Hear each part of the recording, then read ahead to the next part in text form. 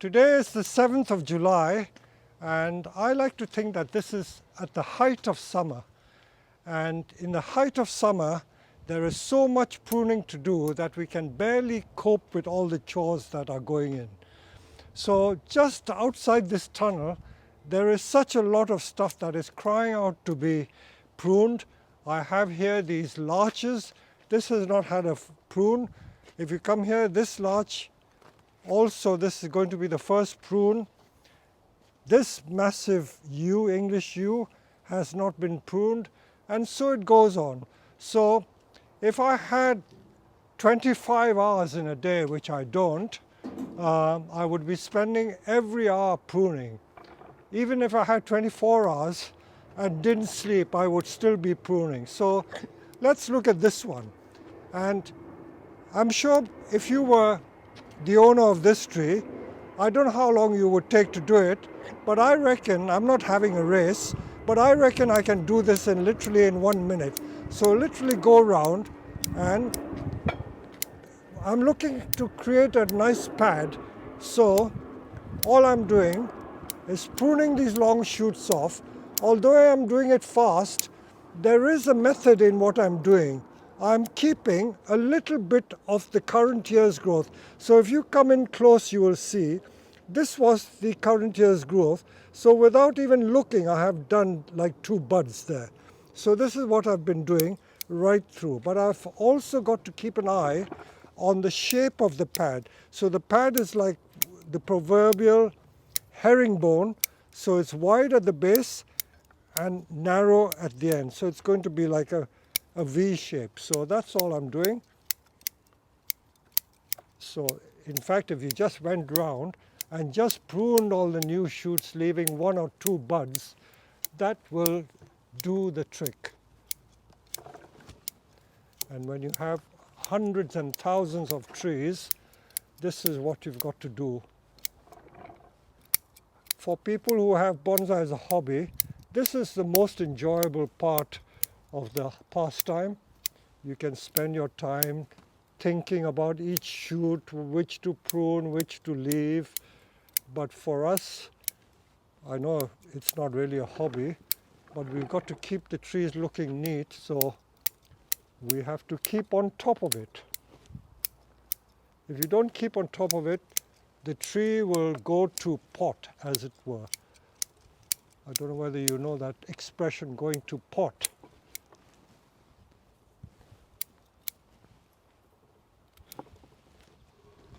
So this tree does have a front and a back, so it's got a beautiful trunk line, and I'm really just pruning the outline. So there we are. So as I say, if I work really fast, this shouldn't take even a minute to do. Now let me do the other one, and the other one is also a Japanese larch, but funny how different the colors are. This is more of a greenish color, grayish color. If I bring the 2 larches together, you'll see how different the colors are. This is more the traditional larch color. That seems to be a more grayish color. So we will proceed to prune that one.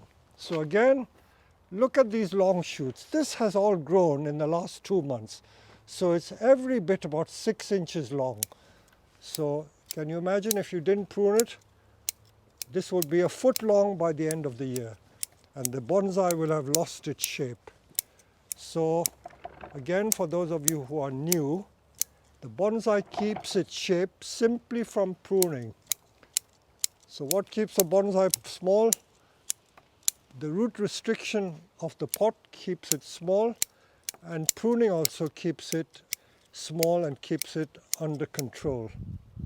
So these are the 2 factors that keep a bonsai small.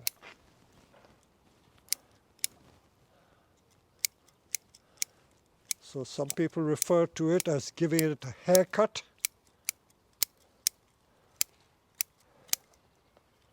Or just keeping it looking smart.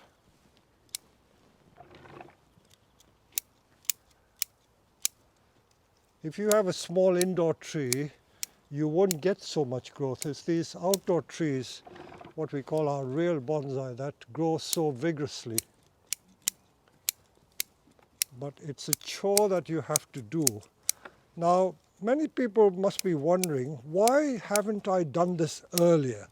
Why wait till it grows to 6 inches and then I cut it back? There is some method in our madness, if you can use that expression. And the method in our madness here is really allowing the foliage to give the strength to the branch, because the foliage are the food factories for the trees, and that makes it strong. And when it's made it strong and it's done its work, I can cut it off. So if you were to do it constantly and not give it a chance to grow, the tree would get weak. So it's not so clever to keep trimming it all the time. It's always good to let it grow a little bit and then trim back.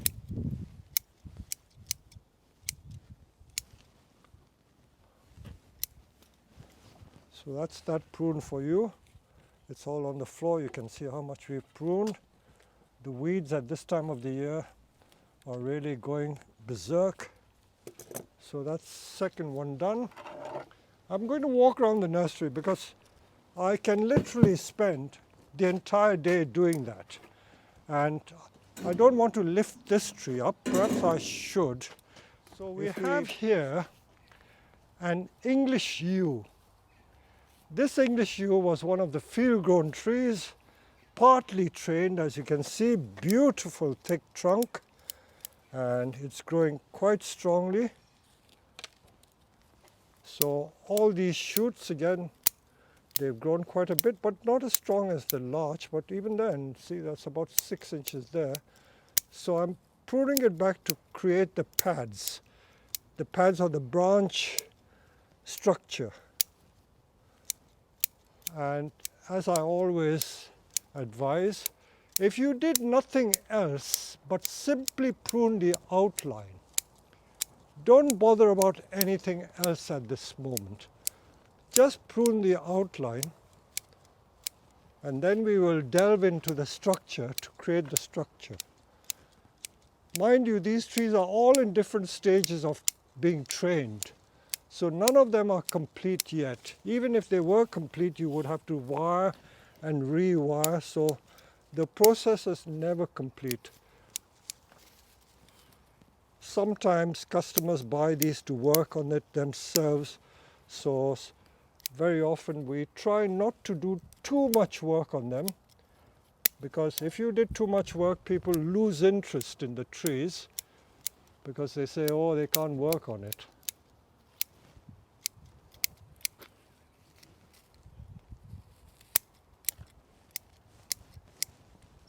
You see the difference in color between the new growth and the old growth.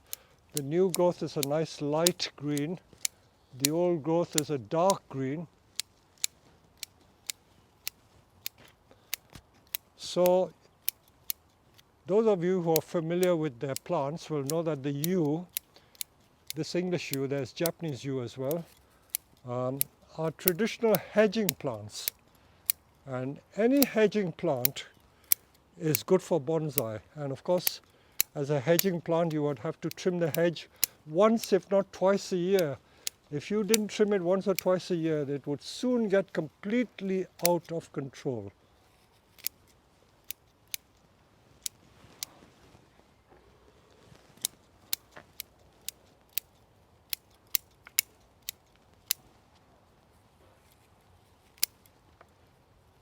Even with scissors like this, I have to be careful about my fingers, you know. It's so easy to cut your finger with these sharp scissors.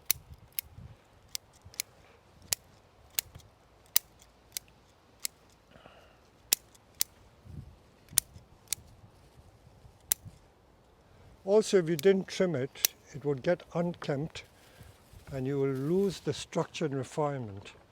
Okay, now this tree has clearly a front and a back, although you can always change it. Nothing is written in stone.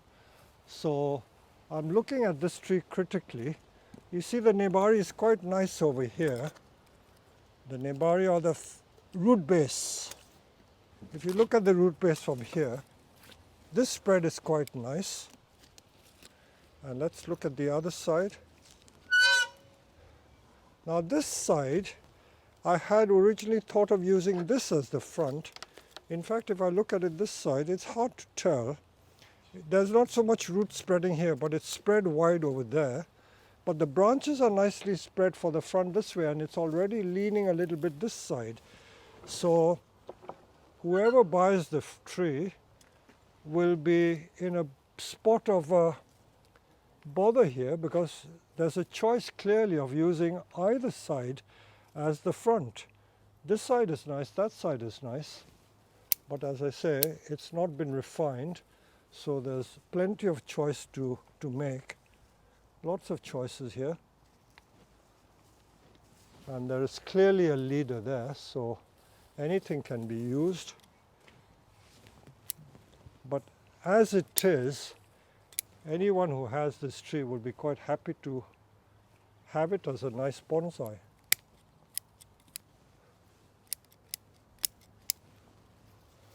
See, left to their own devices, you see how the shoots shoot upwards, they go upwards. And the object is to keep it flat, isn't it? So you can wire that flat. So this tree has quite a long journey in front of it, because lots of refinement has to be done, a lot of wiring has to be done. There's not a lot of wiring done so far. But meanwhile, I have to keep it trimmed, otherwise it gets completely out of control and unkempt.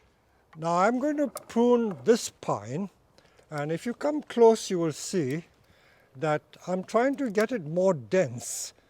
So this is an ordinary Scots pine, and these are the new candles which I've allowed to grow. It's already about 2 inches long, so I will take half of it off. I deliberately didn't remove all the candles because I wanted some green, so I've left all the candles to go, and then I'm now taking half of it off. So there are different reasons for doing different things, and this is what I decided to do this pine, to give it a little more strength, and then cut it back to get more back budding. Okay, so let me do this first, and then I'm going to talk about this particular tree. And those of you who are more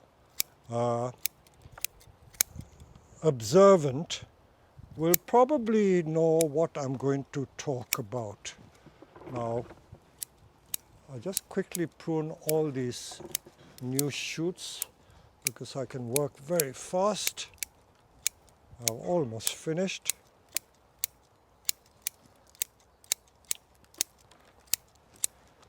Now I will gradually let you into a secret. This tree is probably as old as some of my children, because it was not, I think, started from seed, but very nearly. It was collected as a young seedling, and when I collected it as a seedling, I know where I collected it from. It was from one of the woods in Surrey. Before they built the M25, there's a freeway or motorway, and when they were digging the motorway, I happened to come across some seedlings, and believe it or not, the seedling was thinner than a pencil, about this thick, back in 1976 or 78. The motorway was opened, I think, 1980, so that's right, 76 or 78 I collected it. So this tree is almost 50 years old, I would say, and you can now see that the trunk is quite a sizable thickness. For those of you who do not know my books or do not know my works, will recognize, if you're smart enough, that this is the book from that I wrote in 1987, Bonsai Masterclass. This is the very same pine. A lot of people laugh at this book and say, why did you put it in a blue pot? You know, all these evergreens should be an unglazed pot. But when you write a book, you have very little control as to what the publishers want. The publisher saw a blue pot in my house in Purley and said, oh, what a lovely pot, let's put it in a blue pot. It was against my wishes, so they put it in a blue pot because they thought it would sell the book. Anyway, that was the tree as it was when they photographed this. This was photographed in 1986, and the tree was started in 1976 or 78. So let me just show you. Look at the tree and look at the book cover. This is how the tree was. You can still see how the trunk leans to the side. Mind you, this photograph taken in 1986, which is what, about 35 years ago. This photograph taken 35 years ago. And it's hardly thickened in all that time. And one of the branches has become bigger. And where has the cascade part gone? The cascade part was here. And because cascades are usually weak, it died off. So I made that cascade part, this part, into the gin. And I've now changed the front, whereas the other side was the front. I now make it lean the other way. So this tree is now like an informal upright going that way. So this is the actual tree from Bonsai Masterclass, and that is what it looks like. So this is the very famous tree, and I've just given it prune. That's all I do once a year, and that's all I need to do to it, nothing more than that. Okay, so let's move on to another little trimming project. You can see why I say I've got endless amount of work to do. All these larches. I have not got just a dozen, I've got hundreds of larches. Some in the field, some here, and they've all got to be pruned like this. So how long is it going to take me? Some of my staff do it, we all do it, but this is what has to be done all the time. Just bring it back to shape. This tree is only in its second year of training. It was a large field-grown tree, dug up from the field, put in a plastic bonsai training pot, and this is the start of the journey. And the more time it has to grow, the more refined it will get. But usually people will like a tree and they will buy it straight away. But as I say, sometimes people don't like me working too much on it. And look at this. These maples here were put in these plastic training pots. And this is the second trim. We've already trimmed them once in the spring. When they started coming into leaf in April, at the end of May, I already gave it a first trim. And this is the second flush of growth. About 8 or 9 inches of growth has happened since the end of May. So it's 6 weeks of growth, but I will also have to now wire the tree, separate the branches, and create structure between it. So apart from just trimming the long shoots, we have to structure the tree. But that I will show you on another occasion. But the main thing now is to trim these long shoots back into a round bushy shape. So there are, as you can see, hundreds of maples here, all waiting to be trimmed back. So we'll have to deal with them one at a time. So there are red ones, green ones. Look at them. Look at these shoots. That's almost a foot long. 6 weeks and it's grown over a foot. So vigorous are the maples. So when people say their maples don't grow well on them, I don't know what they're doing wrong. Just keep them well watered and it should be okay. Such a lot of growth. And of course, with all that growth, I have the choice of selecting branches. So I'm going to refine these and show the branches. We can't just leave it like a ball shape. So let's move on to something else because there is endless amounts of trees to prune and shape. By the way, while I'm talking here, let me show you this plant. In fact, it's rooted into the ground, so I can't pull it out. But if you look here, this is the Elaeagnus, the Japanese gumi. And it is so vigorous. Look at that. 70 centimeter or more than a meter long in 2 months. The bonsai is in there. Well, we grow it strong to make the tree strong, and they produce these lovely fruit which are edible. It's like a cherry almost. Lovely edible fruit. And of course, now that it's grown long, I'm growing it as a sacrificial to thicken the trunk. It can help to thicken the trunk. So this is what is happening with this. But I will probably not prune this back because I may use it to change the shape. And I can also air layer it if I wanted more plants. This great big English elm, I've done a separate video about that, so you look out for that. Now, talking of hornbeams, look at how vigorous hornbeams are. Again, I've already pruned it once. This is going to be the second prune. So this is how vigorous they grow. That is the European hornbeam. Let me show you the different hornbeams that we have here. This is a Japanese hornbeam. If you look closely at the leaves, you see how pretty the leaves are. Quite different from the European hornbeam. So this is a Japanese hornbeam. Again, we've grown these in the field, and I've got to be careful what I'm going to do because I'm going to keep these prunings to make cuttings, because Japanese hornbeam is a rather unusual species, quite a rare species. So I'm going to keep these prunings to make cuttings from them. So all these long shoots won't be wasted. They're ideal material for cuttings. Again, 50 to 70 centimeter long shoots I've got, and this is what creates the ramification. So I'm keeping these. Now I'm going to take you to a European hornbeam which has grown extremely vigorously. By the way, these are some of the projects. You remember the one I did with the car pressure washer? So this is that tree. The field maple, looking good. These are the conker trees, horse chestnut. You see how small the leaves are.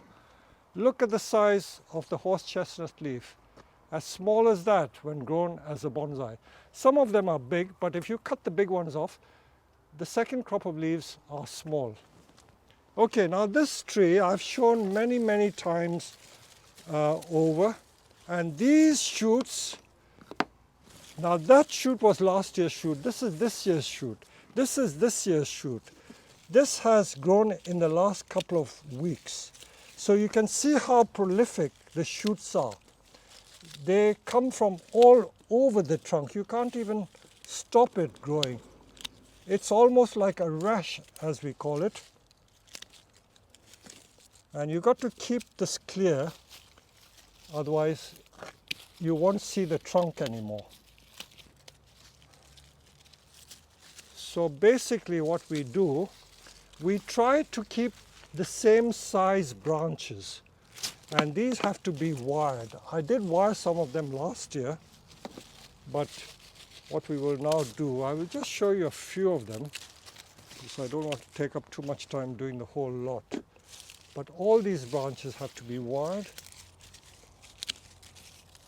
Hornbeams are one of the most satisfying trees to work on because they're so prolific. You can literally maneuver it and program it to make it do whatever you wish it to do. So if you want a quick growing tree that's easy to train, the European hornbeam is the one for you. Again, one of those trees that are almost impossible to kill. These were grown in the field, and I would guess that this tree may be about 30 years old from a young thin whip like this. So we're going to wire the branches down. You have to get some really thick wire. Let's try this first. And because they grow so rapidly, you have to keep an eye on how the wire bites into the surface of the branches. You have to keep a very close eye on it. Don't let it bite too much. You spoil the look of it. And if you didn't want to use wire, you can always use guy wires to wire them down. But I prefer to use wires because you have better control. You have much better control. You see how this is springing up. Look at that. That's like a L shape springing up. So that I don't want springing up. If there are too many branches, I remove them because I want to create spaces and layers between them. Look at all those vertical branches.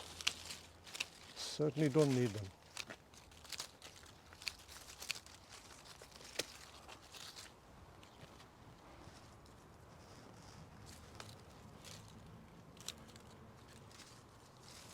So bear with me, I'm just going to get some thick wire because I've got here 3.5 mil. It's not enough. I'm going to bring 4 mil wire. Let's stop it. So here I am going to wire some of these branches. Some of these branches are almost verging on 1/2 inch thick. So I don't want them to get too thick, otherwise I won't be able to bend them. So I'm not going to do what we call exhibition or refinement wiring. This is just training wiring. So how it is done doesn't matter one bit. As long as it does the job, that's all that matters. Now I've got the situation here where I want to save wire. I don't want to keep looping around another branch. So sometimes even I don't always follow the 2-branch principle. So if I don't follow the 2-branch principle, let me see if it works. No, I think I will have to follow 2-branch principle. You can't be lazy, because if there's no anchor, it's very hard to. So I'm just anchoring on another branch. So remember, 2-branch principle is just to anchor the wire, nothing more. So this is 4 mil or 4.5 mil. You see, I'm bending the branches down. So this is what I'm doing to all these branches.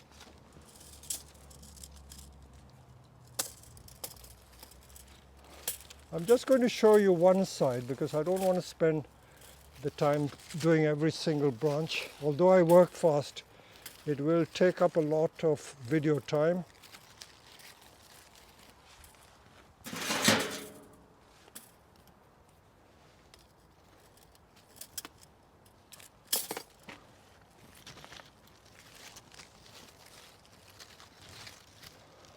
The annoying thing about deciduous trees is that even if you've wired branches, they will spring up over a period of time. So you've got to keep wiring and rewiring them, keeping on top of it all the time. If you don't keep on top of it, it will revert and all your good work will have been wasted. I will show you what I did with last year's branch. If you come close with the camera, you will see that there are some wire marks here. This is from last year's wiring. I had to remove it. These marks were caused just by 6 months of wiring. But you must admit, once the wire marks wear out, it gives it a nice rugged appearance rather than just plain straight. So the wire marks sometimes do have a benefit. And look at this one. If I show you this one, if you come close again, look at the faint trace of the wire mark there. It's almost completely disappeared. So don't get obsessed with wire marks. A lot of people throw up their hands and say, oh, wire marks are bad, you know, but they have a time and place in the scheme of things. So don't be impatient. Wire marks can be beneficial as well. So wherever you see these branches springing upwards, you just wire them down. So now this one, I'll wire these two. Sometimes you don't have to wire the whole length of the branch, just part of the branch needs to be wired. As long as it's making it hang downwards, that's all that matters. Now, this one, because it has got existing wire marks, I'm now going to wire in a different position. I'm not going on the same groove. I'm going on another path so that I don't reinforce the previous year's wire marks. So you can always avoid the old marks. Now this wire is clearly not thick enough. No. Okay, let me put a double. It's very hard to judge the gauge of wire that you have used.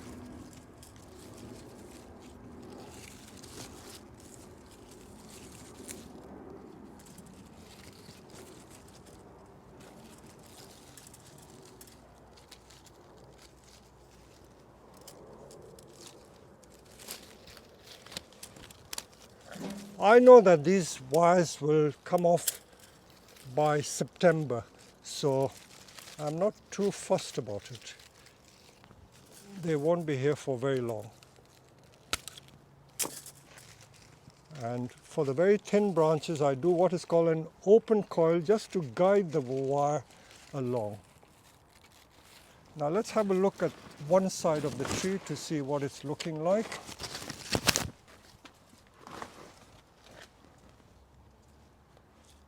So you can see what I'm trying to do. I'm trying to make all these branches go downwards like that.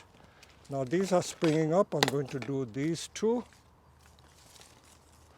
Looking back at my old books, I've realized that hornbeam has been used consistently in a lot of my projects.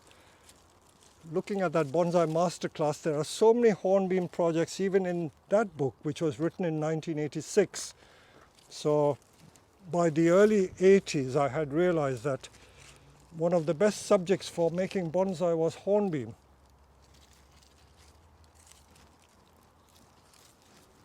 I know this branch is coming straight out at you, but I can still use it.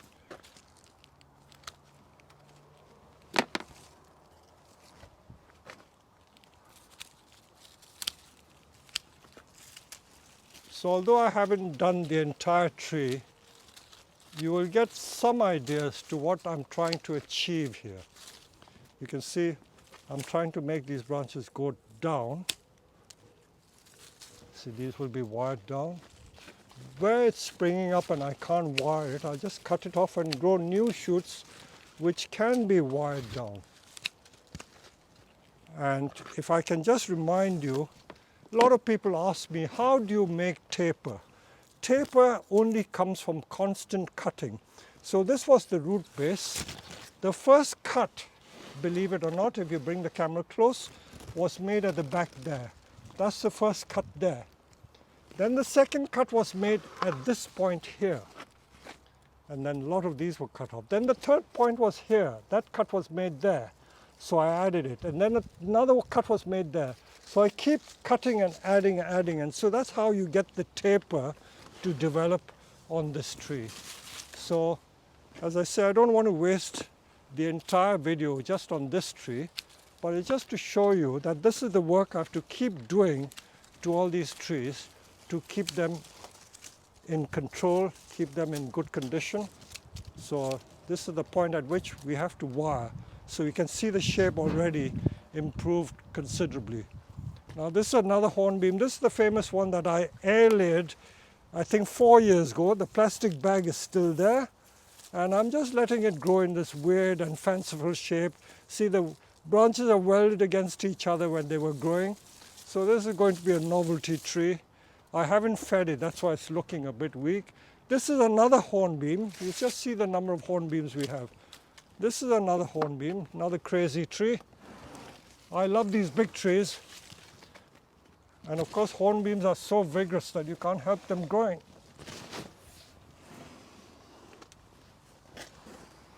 And this one, the trunk was so vigorous that I carved some of it. I can't remember the history of this tree. Someone else may have carved it even. So this is what this tree is looking like. And I can see where the taper is developing. And you can see the gradual addition to the apex to get taper. So that's going to be another interesting tree.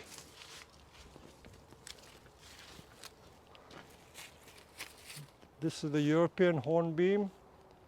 The evergreens like the Itoigawas, they're very slow growing. These were imported from Japan years ago. We're just growing them strong so that at the right time we will wire it. so there's no rush to wire them.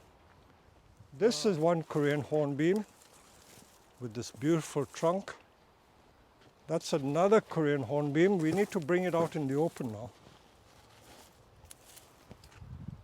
And then we've got 3 very big Korean hornbeams that I've been training for the last 20 years.